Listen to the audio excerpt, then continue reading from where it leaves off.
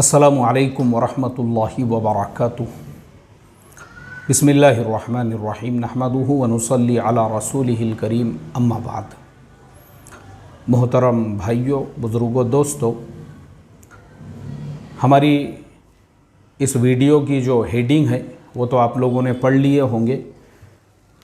कसरत से इंडिया के जो लोग हैं वो अपना मुल्क छोड़कर दूसरे मुल्कों की रिहाइश इख्तियार कर रहे हैं।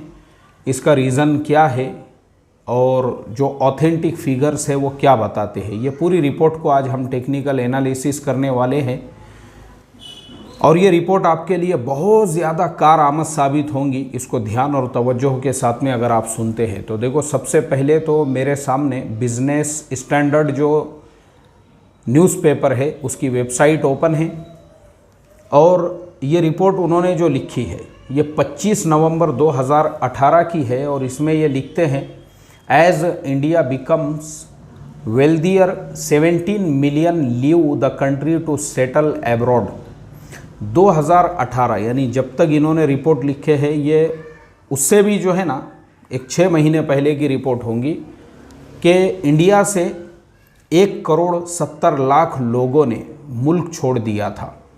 इसी तरह से 90s के अंदर भी आगे उन्होंने लिखा है, the migration are up from 7 million in 90s and a 143% increase. यानी 90s के अंदर 70 लाख लोगों ने मुल्क छोड़ा था, उसके कंपैरिजन में ये जो फिगर है ये 143% ज़्यादा है।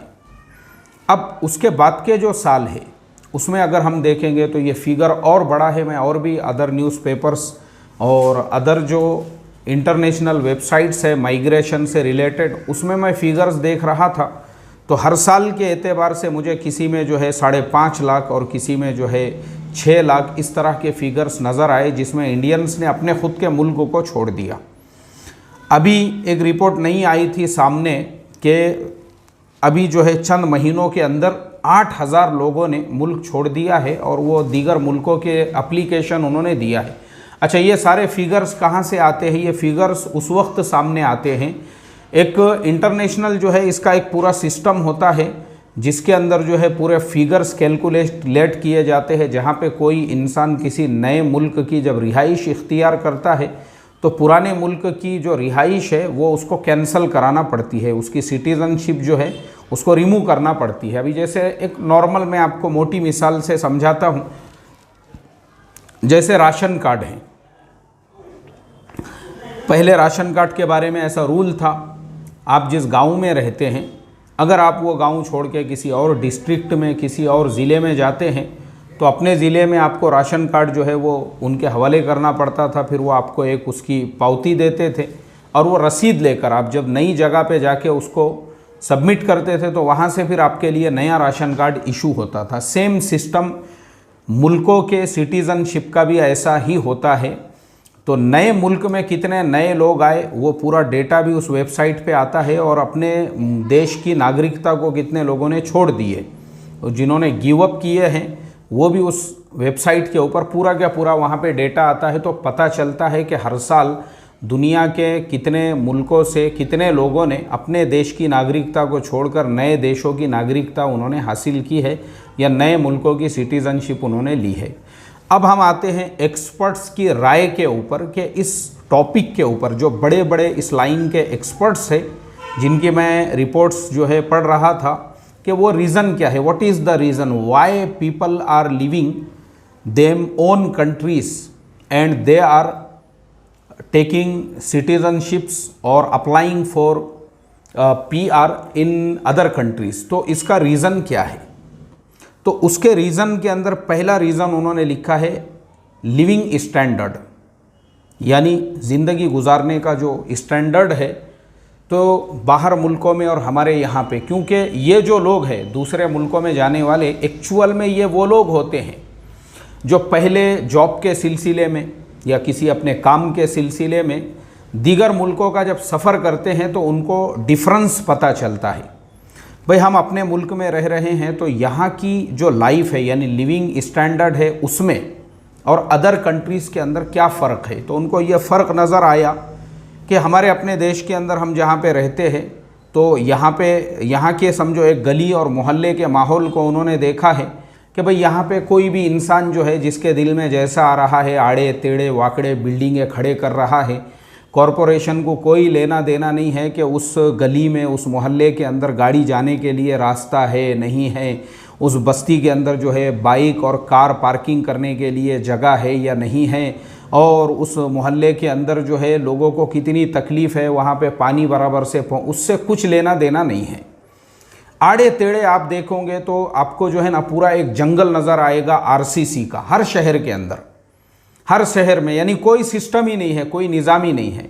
तो एक इंसान जब वो किसी और मुल्क में जाता है और वो वहाँ पे जब देखता है कि भाई यहाँ पे भी इंसान रह रहे हैं, यहाँ पे भी कॉरपोरेशन है, यहाँ पे भी सिस्टम है, यहाँ पे भी हुकूमत है, लेकिन यहाँ का जो निज़ाम है वो पूरा सिस्टमेटिक तरीके से है। ये नहीं है कि जिसके दिल में जहाँ पे आ गया उसने वहाँ पे जो है बस जेसीबी से गड्ढे खोद के बिल्डिंग खड़े करना शुरू कर दिया, बल्कि वहाँ पे पहले पूरे अप्रूवल्स लेना पड़ते हैं। यहाँ तक के फायर डिपार्टमेंट का तक अप्रूवल लेना पड़ता है कि अगर कल को ज़रूरत पड़ी तो उनकी गाड़ी उस गली और मोहल्ले से कैसे दाखिल होंगी।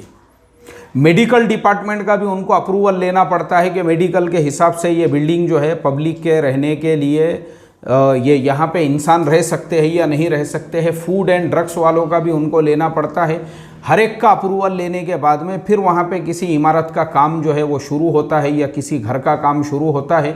उसमें पार्किंग का पूरा ख्याल रखा जाता है। अभी जैसे हमारे इंडिया में एक इंसान जो है 20 फ्लोर की बिल्डिंग खड़ा कर रहा है, गवर्नमेंट के पेपर में उसने पूरा शो किया कि मैं 4 फ्लोर तक लोगों को पार्किंग दे रहा हूँ, और जो इन्वेस्टिगेशन के लिए ऑफिसर आए थे उनको भी उसने बता दिया कि देखिए मैंने 4 फ्लोर तक पार्किंग छोड़ा हूँ। और पूरे बिल्डिंग वालों को भी जब उसने फ्लैट बेचे हैं तो उस वक्त में उसने सबसे कहा कि देखो मैंने 4 फ्लोर तक तुम्हारे लिए पार्किंग छोड़ा हूँ, और लेने वाले भी बड़े खुश हो गए, माशाल्लाह माशाल्लाह 4 फ्लोर तक जो है इस बिल्डिंग के अंदर पार्किंग छोड़ी गई है। उसी हिसाब से लोगों ने उस बिल्डिंग के अंदर मकानात ले लिए।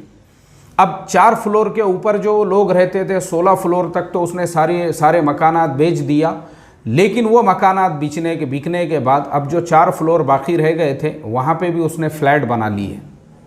पार्किंग जो थी उस पार्किंग के अंदर भी उसने सारे मकानात बनाए, और वो मकानात भी बना के उसने जो है बेच दिया।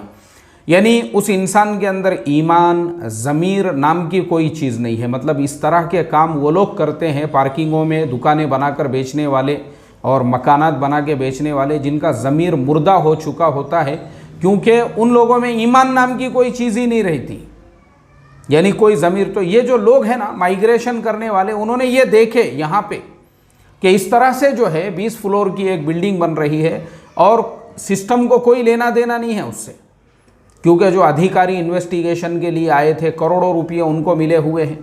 अब जब उनको मिल गए वो अपनी जगह पे खामोश है, यहाँ पे वो सिस्टम चल रहा है। और बाकी मुल्कों में जब उन्होंने देखा कि भाई वहाँ पे सिस्टम ऐसा है कि वहाँ पर जो है आपको हर एक ख़रीदार को पूरी पार्किंग देना ज़रूरी है, कंपलसरी है उसके लिए, आपको जो है अपनी बिल्डिंग के सामने, यानी पूरा सिस्टमेटिक तरीक़ा जो नक्शा वगैरह उन्होंने बना कर दिए उसी मुताबिक लोग घर बनाते हैं और इंसानों की तरह से वहाँ जीते हैं। अब यहाँ क्या होता है कि जो 4 फ्लोर तक, अब आपने जो है पूरे 20 फ्लोर के लोगों को मकानात तो दे दिए, उनको पार्किंग ही नहीं दी। अब वो अपनी गाड़ियाँ कहाँ खड़े करेंगे?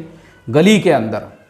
अब गलियों में डबल लाइन लग रही है, यानी वो रास्ता जो कभी 30 फीट का हुआ करता था उस रास्ते में से ऑटो रिक्शा भी नहीं जा सकता, मोटरसाइकिल भी खड़े नहीं कर सकते आप, कार खड़े करना तो बहुत दूर की बात है। तो ये जो चीज़ें होती है ना, ऐसे लोग इन चीज़ों को ऑब्ज़र्व करते हैं और वो ये देखते हैं कि बोले भाई ठीक है, अब अपनी जो औलादें हैं, यानी जो पैदा होने वाली या पैदा हो चुकी जो औलादें हैं, वो ऐसे माहौल में ज़िंदगी नहीं गुजार सकती है। उनको अगर हमको बेटर लाइफ देना है तो पूरा मुल्क छोड़ना पड़ेगा हमको। अगर हम एक सिटी से दूसरी सिटी में जाएंगे तो भी ये प्रॉब्लम्स हमारे सामने आएंगे, ये फेस करना पड़ेगा। कचरा कोई कहीं भी फेंक रहा है, ये जो लोग होते हैं ना ये देखते हैं। कचरा किसी ने भी जो है कैरी बैग के अंदर, एक इंसान जो है वो BMW गाड़ी चला रहा है और उसके बाद में उसने जो है मुंडी बाहर निकाला, पचक बोल के मारा पिचकारी विमल गुटके की, के पीछे की जो कार वाला था उसके कांच के ऊपर, उसके ग्लास के ऊपर पूरी वो जो है विमल गुटके की पिचकारी आ गई।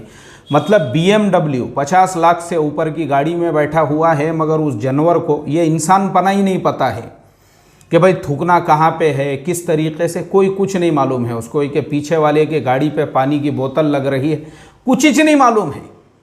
तो इस तरह से फिर ये जो लोग हैं ना माइग्रेशन करने वाले, वो ये देखते हैं कि भाई यानी एक 50 लाख की गाड़ी में जो सफ़र करने वाला है अभी तक वो कुत्ते से इंसान नहीं बना है, वो जानवर अभी तक इंसान नहीं बना है, तो बाकी लोगों से हम क्या एक्सपेक्टेशन रख सकते हैं। गाड़ी आ गई उसके पिछवाड़े के नीचे, गाड़ी आ गई माशाअल्लाह, गाड़ी आ गई हुई है। यानी ये आप देखो, इसी तरह से मैंने देखा हूँ आजकल कुछ नए दौलतिये पैदा हो गए हैं। नए दौलतिये किसको कहते हैं? पहले ऑटो रिक्शे में बैठने की औकात नहीं थी, अब पैसा आ गया तो उन्होंने नई नई कारें ख़रीद लिए, और कार ख़रीदने के बाद वो कार के ऊपर जो है ना एक सिस्टम होता है, उसमें पूरा वो खुल जाती है। अल्लाह हिफाजत फरमाए, वो कार की स्पीड है 80 और 100 के दरमियान, और छोटे छोटे बच्चे जो है मुंडियाँ बाहर निकाल के उसमें सफ़र कर रहे हैं। आप मुझे बताइए, ये जो अमल है ये इतना ख़तरनाक और इतना डेंजर है। अब आप बोलेंगे यार ये ख़तरनाक और डेंजर कैसे क्या है? ये इसलिए ख़तरनाक और डेंजर है कि आपके आगे की जो गाड़ी चल रही है उस गाड़ी वाले ने सिर्फ पानी की बोतल भी फेंक दिया, यानी, और मैंने देखा हूँ पानी की बोतल लोगों को रोड पे फेंकते हुए, और वो पानी की बोतल हवा से उड़ के आके अगर उस बच्चे के चेहरे पे लगी तो बताओ उसका क्या हाल होगा।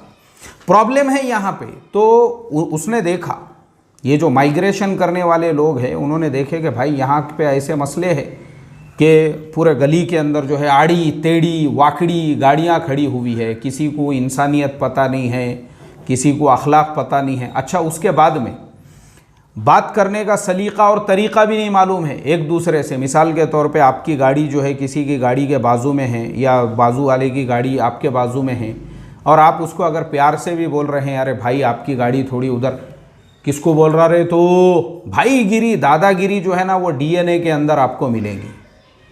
और बात करने का भी ना सलीका मालूम है ना तरीक़ा मालूम है, क्योंकि वो तो बाप ने सिखाया नहीं ना। बाप ने तो अपनी ज़िम्मेदारी पूरी किया, उसने तो सिर्फ अपनी ख्वाहिश को ठंडा करके जन के छोड़े हुए हैं, तो इसके लिए वो मालूम ही नहीं है। बाप ने वो सिखाया नहीं, वो बाप का काम था। वो अगर बाप सिखाता था तो पता चलता था किसी से अदब से अखलाक से कैसी बात करते हैं। अच्छा, उसके बाद में यह मसला सिर्फ बातचीत तक ही नहीं है, बाद में ठहर बेटा तेरे को देखता मैं। अब उसके बाद वो जो बेचारा दूसरा गाड़ी वाला है उसके गाड़ी का कलश तोड़ रहे हैं और उसको चुमटे से लाके जो है वो कतर रहे हैं। क्या कुत्ते और सूअर भी अच्छे होते होंगे यार या ऐसे इंसानों से कि दूसरे को तकलीफ़ कैसे पहुंचाना। पड़ोस में एक आदमी बीमार है, वो बेचारा हार्ट का मरीज़ है, उसको ब्लड प्रेशर का प्रॉब्लम है, उसको शुगर का प्रॉब्लम है, बुढ़ा आदमी है। और अच्छा, वो बोल रहा है पड़ोस वाले को, बाजू वाले को, अरे भाई तुम लोगों के घर में गाने बजाने ज़रा ज़ोर से आप लोग बजाते हो, हम लोगों को तकलीफ़ है उससे। ये बुड्ढे औकात में रह रहे, बोले तेरे बहुत फन कर रहा, तू बहुत फड़फड़ कर रहा, कब्र में लटक गया हुआ है ना रे, बोले तू अब बचा कुचा जो ऊपर रह हुआ है। ऐसे ऐसे झगड़े, क्योंकि माँ बाप ने अखलाक सिखाए नहीं। वो बुड्ढा इनके दादा नाना के उम्र का होगा, मालूम ही नहीं है।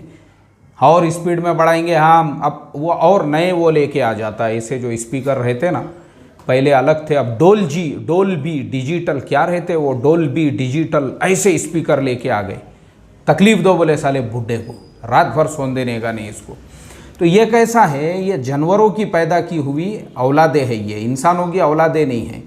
तो एक इंसान जो माइग्रेशन करने वाला है उसको पता है कि बाहर मुल्कों के अंदर गाड़ी का जो हॉर्न बजाना है, हॉर्न बजाना यानी जो बजाते हैं ना गाड़ी के अंदर, वो भी जुर्म है। और बहुत सारे मुल्कों में बहुत से एरियो के अंदर तो अगर आपने बजा दिए तो अब फ़ौरन फ़ाइन है आपको। आप हॉस्पिटल के सामने से गुज़र रहे हैं, स्कूल के सामने से, रोड पे भी लोग उसको एक गाली समझते हैं अगर आपने हॉर्न बजा दिए तो। वो मुल्कों में इतनी शांति, इतना अमन, इतना सुकून वाला ये है, माहौल है। और यहाँ कोई रोकने वाला नहीं है ना। इसके लिए बिल्डिंग में धिंगाना चल रहा है, जोरू भी नाच रही है, ये भी नाच रहा है, इसके जने हुए पिल्ले भी कुदिया मार रहे हैं, कोई छत को लग रहा है, कोई पंखे को लटक के घूम रहा है। तो क्योंकि ये इंसानों की औलाद नहीं है, पड़ोसी को कैसे तकलीफ़ पहुंचाना उसके नए नए फार्मूले तलाश किए जा रहे हैं। पड़ोसी जो है बेचारा दिन भर जॉब के लिए जाता है, रात भर जो है उसको कैसे तकलीफ़ पहुंचाना इसको सुकून से, क्योंकि कुत्तों की औलाद है ये। इंसान के जने हुए नहीं है ना, ये मैं बता रहा हूँ आपको। तो इसके लिए फिर ऐसे लोग क्या सोचते हैं, भाई कुत्तों में अपन नहीं रह सकते हैं, जानवरों में अपन नहीं रह सकते हैं, दादागिरी भाईगिरी ज़रा ज़रा सी बात के ऊपर जो है ना, ये कुत्ते सुअरों की औलादे हैं ये। तो इसके लिए फिर ऐसे लोग क्या करते हैं, वो देखते हैं कि भाई बाहर मुल्कों में तो हॉर्न बजाना भी जुर्म है, एकदम वहाँ पे पीसफुल इन्वायरमेंट, तो अपनी औलादों को अपने को वो माहौल नहीं देना है। इसके लिए फिर वो लोग जो है माइग्रेशन के लिए, जो पहला उनका रीज़न है लिविंग स्टैंडर्ड उन मुल्कों में और हमारे यहाँ। कोई भी इंसान, आप जिस इंसान ने भी इंडिया से बाहर अगर सफ़र किया हुआ होगा, उसको ख़ुद ये चीज़ों का फ़र्क नज़र आता है। और ये तमाम जो बातें हैं ना, ये मालदारी पे डिपेंड नहीं है कि वो मुल्कों में पैसा है या वो मुल्क मालदार है तो वहाँ के हालात ऐसे होंगे और हम गरीब मुल्क में रहते, ये बिल्कुल नहीं है। थाईलैंड हमारे बराबरी का मुल्क है, कोई फ़र्क नहीं है हमारे और उनके अंदर, लेकिन लोगों में वो इंसानियत है, वहाँ पे लोगों के अंदर वो अखलाक है, वो किरदार है लोगों के अंदर कि मैं वीडियोस देखते रहता हूँ। एक नौजवान ने बताया कि बोले मेरे पास में 2 आईफोन थे और मैं गाड़े के ऊपर कुछ भजिए वगैरह उसने लिया वहाँ पे खाने के लिए, और टेबल पे मैंने मेरे दोनों आईफोन जो है ऐसे मैं भूल के वहाँ पे चला गया, और 3 घंटों के बाद उसको कहीं और गया था, वो वहाँ जाके उसको याद आया, वो सफ़र में था, वहाँ जाके याद आ रहे बाप रे, बोले मैं तो यार मेरे दोनों फ़ोन वहाँ पे भूल गया हूँ। फिर वहाँ से वो लोग वापस आए तो उसका बोलना ये था कि वो दोनों फ़ोन उसी टेबल पे वैसे ही रखे हुए थे जिस तरीके से जो है मैंने छोड़कर गया था। आप बताओ, गरीब मुल्क है, करोड़ोंपति नहीं है वहाँ के लोग, अपने जैसे ही गरीब लोग हैं, लेकिन जो लिविंग स्टैंडर्ड है, लोगों के अंदर जो अखलाक है, लोगों के अंदर जो रिस्पेक्ट है एक दूसरे का, जो इज़्ज़त है, मतलब कुत्तों के जैसा भोंकते नहीं वो एक दूसरे के ऊपर, एक दूसरे को भंबोड़ने के वास्ते में भाई भाई में झगड़े चल रहे अपने यहाँ पे तो, और भाई भाई को ही जो है शान दिखाने में और भाई भाई से ही झगड़े करने की प्लानिंग बना रहा है, इसको बताने का बोले अपने को। तो कैसा है, हम कुत्तों के माहौल में रहते, वो इंसान, यानी देखो आप सोचो एक गरीब मुल्क है वो, उसके अलावा अखलाक देखो, वहाँ के अखलाक जो है वहाँ के देखो। मेरा एक दोस्त है, वो जाकर आया, वो मुझे बता रहा था, बोले देखो वहाँ के लोगों के अखलाक ऐसे हैं कि मैंने जो है वहाँ पे एक बाइक रेंट पे लिया, वहाँ पे रेंट के ऊपर बाइक मिलती है। तो बाइक वाले ने बोला, बोले भाई देखो मेरी बाइक, ये जो बाइक है इसका उसूल रूल ये है, ले जाते वक्त में इसका टैंक चेक करो, पूरा भरा हुआ है, ठीक है। अब तुम इसको दिन भर में जितना घुमाना है, जितना भी चलाना है वो पूरा चलाओ, और वो चलाने के बाद में जो है जब वापस दोगे तो वो टैंक पूरा भरा हुआ होना चाहिए, उसकी जो टाकी है वो पूरी भरी हुई होना चाहिए। बोले ठीक है भाई, ठीक है मैं भर कर देता हूँ तुमको, यानी वो सबके लिए ही रूल है। तो वो जो हमारा दोस्त है वो बताने लगा कि मैंने कम से कम उसमें का 5 लीटर पेट्रोल दिन भर में ख़त्म कर दिया होगा घूमने फिरने के अंदर, और उसके बाद मैंने वापसी में एक पेट्रोल पंप के ऊपर वो 5 लीटर पेट्रोल भरा और जिसकी गाड़ी थी उसके यहाँ पार्क किया, और करने के बाद वो काउंटर थोड़े दूरी पे था, वहाँ गया और मैंने उनसे कहा कि भाई मैंने तुम्हारी गाड़ी पार्क कर दिया। उन्होंने कहा अच्छा हेलमेट कहाँ है, मैंने कहा ये हेलमेट है। अच्छा ठीक है, हेलमेट यहाँ रख दो। उसके बाद उन्होंने हेलमेट रखने लगाए, रखने के बाद में चाबी वहाँ पे जमा कर दी है, और जमा करने के बाद में मेरा जो पासपोर्ट था, यानी वो लोग पासपोर्ट लेते हैं, वो उन्होंने मुझे वापस कर दिए, और मैं वहाँ से चलता हुआ निकल गया। और मैं सोचने लगा कि मैंने 5 लीटर इनका पेट्रोल इस्तेमाल किया। अच्छा मैं अगर वो 5 लीटर पेट्रोल नहीं डालता और वैसी गाड़ी लाके खड़े कर देता, उसने तो चेक भी नहीं किया, वहाँ पे देखा भी नहीं उसने। क्यों नहीं देखा? इसलिए चेक नहीं किया और देखा नहीं क्योंकि उसने, जैसे वो अखलाक वाले लोग हैं, जैसे वो ईमानदार लोग हैं, उसको लगा कि भाई ये इंसान भी वैसा ही ईमानदार है, इसके लिए वो लोगों पे वैसा ट्रस्ट करते हैं। अब मुझे आप बताओ, हमारे यहाँ पे हम इमेजिन कर सकते हैं, एक रिक्शे वाला मस्जिद के सामने उसने रिक्शा लगाया, नमाज वगैरह पढ़ के आराम से इत्मीनान से बेचारा निकला, तो उसका पूरा पेट्रोल ख़त्म। पता चला किसी ने जो है वो जो पाइप रहता वो डाल के उसकी नमाज़ पढ़ने तक तो पूरा निकाल के जो है लेके चले गए उसका। अल्लाह हिफाजत फरमाए मोहतरम दोस्तों। तो इस वजह से ये जो माइग्रेशन है, 1,70,00,000 लोग 2018 तक, 90s के अंदर जो है 70 लाख लोग, उसके बाद में अभी तक जो है 2022 के अंदर 8,000 लोग, ये तमाम लोग जो है ना, इनका सिर्फ यही रीज़न है, भाई हमको इंसानों के साथ में, इंसानों के मुल्क में, इंसानों के दरमियान में रहना है, बस इसके अलावा कुछ नहीं है। बस इंसानों के दरमियान, कुत्ते सूअरों के दरमियान में हम नहीं रह सकते। जिन लोगों को ना अखलाक पता है, ना मुआमलात पता है, ना जिनको ये पता है कि किसी से बात कैसी करते, ज़रा सी बात पे लड़ने झगड़ने, तेरी मेरी मर्डर, ये 5-5 10-10 रुपये के लिए। अभी 10 रुपये का वाक़या मैंने पढ़ा, सर को हाथ लगाया मैंने। 1000 रुपये के लिए बम्बई के अंदर ओला की कार लेके निकले और वो कार वाले को ही ख़त्म कर दिए बेचारे को। सिर्फ उसके जेब में कुछ 1000-2000 रुपये थे, अल्लाह रहम करे। और 4 लोग जो है उसको बाद में तो पुलिस ने उनको पकड़ ही ली। ये सारे जो वाक़यात हैं ना, ये सारे वाक़यात जब लोग देखते हैं, यहाँ इंसानियत नाम की कोई चीज़ नहीं, इस वजह से ये माइग्रेशन बढ़ रहा है।